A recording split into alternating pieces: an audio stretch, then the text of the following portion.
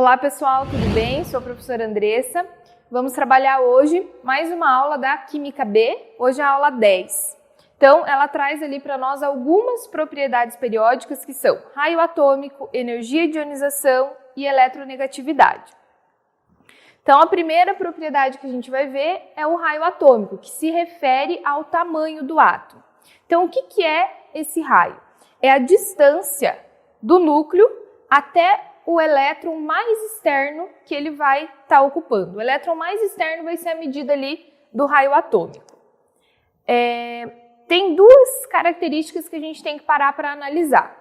Em relação ao número de níveis, que são as camadas, e em relação ao número de prótons, ao número atômico que o elemento tem. Então, lá na tabela periódica, nós temos a divisão, entre os grupos e os períodos, e a gente precisa analisar aqui o período que esse elemento se encontra. Todos os elementos que estão no grupo 1, no período 1 da tabela, eles possuem um nível de energia, uma camada. Os elementos que estão no segundo período, eles vão possuir 2 níveis, 2 camadas. Então, quanto maior o nível, maior o número de camadas e maior o período. Então, consequentemente, o tamanho do átomo, o raio, vai ser maior, porque ele vai estar ocupando maior número de camadas. E aí a gente tem que o raio atômico ele aumenta de cima para baixo, da direita para a esquerda. Então aqui a gente entende, porque está aumentando o número de camadas, aumenta o tamanho do raio. Mas por que quanto menor o número atômico, pensando em um mesmo período, quando átomos estão no mesmo período, por que eles vão possuir maior raio quando eles estão mais à esquerda? Pensando ali nessa linha, nesse mesmo período, os elementos que estão aqui, eles têm menor número de prótons, menor número atômico, do que os elementos que estão mais à direita. Então, isso faz com que o número de prótons no núcleo seja menor. Então, a atração que os elétrons vão ter pelo núcleo é menor. Agora, quanto maior o número de prótons, maior o número de cargas positivas no núcleo, maior a atração dos elétrons, e isso faz com que o raio diminua. Então, é por isso que os elementos eles possuem maior raio de cima para baixo, da direita para a esquerda. Coloquei aqui alguns exemplos de cátions e ânions para a gente analisar. Pegando aqui o lítio. O lítio, ele tem um raio de 1,34, enquanto que o lítio+, ele tem um raio de 0,68. Por que isso acontece? O lítio é um elemento neutro, então ele vai ter o seu raio lá 1,34. O lítio+, a carga positiva, esse cátion aqui, significa que ele perde um elétron. Se ele perde um elétron, o que acontece com o tamanho da eletrosfera? Diminui. Então, por isso que o seu raio ele vai ser menor. Para o berílio, a mesma coisa. Raio dele, 0,90. Berílio 2+, perde 2 elétrons, ele perde os elétrons da última camada, passa a ter um tamanho menor. Já para os átomos aqui de oxigênio, quando a gente tem o íon O-2, quer dizer que ele recebeu 2 elétrons. Então, o que acontece com o raio? Aumenta. O oxigênio neutro teria um raio de 0,73. Como ele recebeu 2 elétrons, passa a ter um raio de 1,40. Então, isso vai acontecer sempre para os cátions e para os ânions. Os cátions, eles vão perder elétrons, o tamanho do raio deles vai ser menor. Os ânions recebem elétrons e o tamanho do raio é maior. E aqui, energia de ionização. O que é essa energia de ionização? É a energia necessária para retirar um elétron de um determinado átomo. Então, quanto mais difícil for retirar um elétron desse átomo, maior vai ser a energia de ionização, que é essa energia que a gente está se referindo aqui. Como nós vamos estar retirando elétrons do átomo, ele vai se transformar em um cátion, com carga positiva. Então, pensando nisso, os elementos que têm maior energia de ionização são os elementos que estão mais à direita e para cima, ou seja, é o inverso do raio. Quanto maior o raio, menor a energia de ionização. Por que isso acontece? A gente tem que analisar aqui que os gases nobres participam, né, dessa propriedade, porque eles podem perder elétrons, eles são estáveis. Porém, é muito difícil eu retirar um elétron dos gases nobres aqui, porque eles já estão estáveis. Então, como é mais difícil, a energia de ionização vai ser maior. Mas por que o hélio é o elemento que tem maior energia de ionização? Por que é mais difícil retirar um elétron do hélio do que do xenônio, por exemplo? Porque o hélio, ele ocupa uma única camada. Então, esse último elétron dele está com uma atração forte com o núcleo. Então, é mais difícil retirar. Já o xenônio, ele tem o maior número de camadas. Então, o último elétron dele está com uma atração menor pelo núcleo. Digamos que ele fica mais livre. Então, por isso, maior facilidade de retirar ele, um elétron do xenônio, do que de um átomo de hélio. E aqui nós temos um exemplo aqui de energia de ionização do magnésio.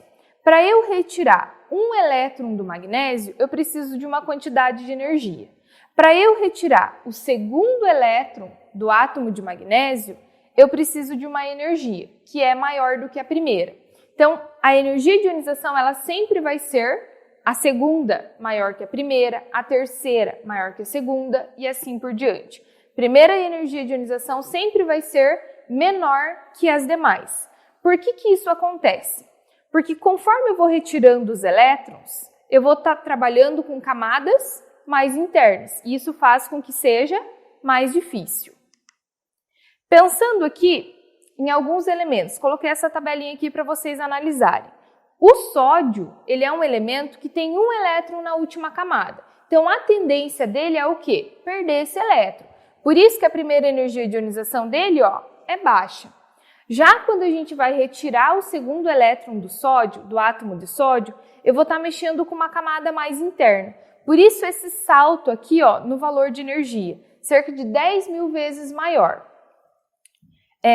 Cerca de 1.000 vezes maior. Já que o magnésio, ele é um elemento que se encontra no grupo 2. Então, ele tem 2 elétrons na última camada.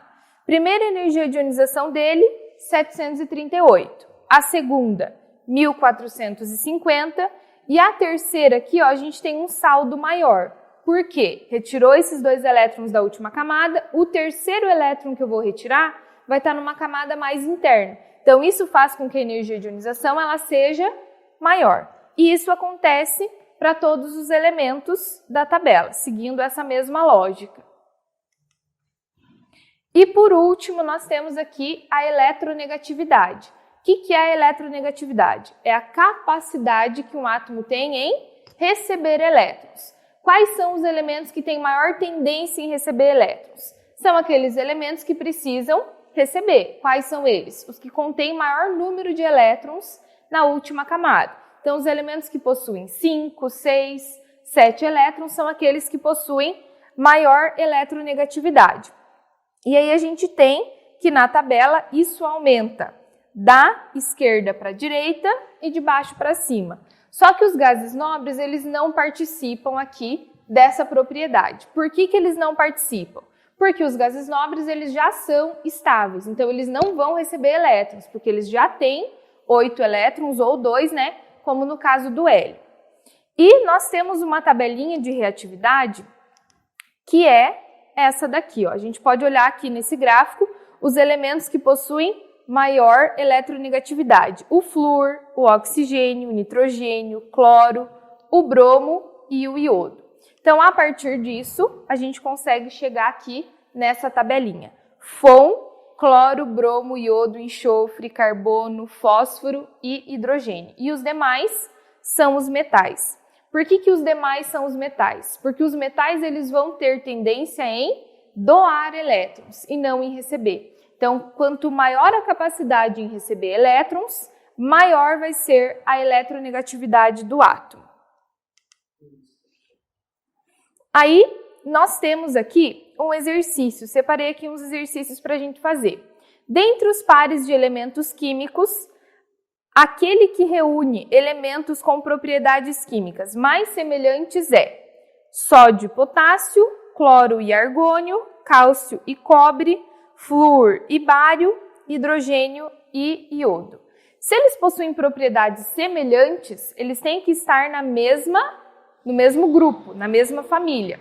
Então, os elementos aqui que se encontram no mesmo grupo são o sódio e o potássio. Então, aqui, letra A.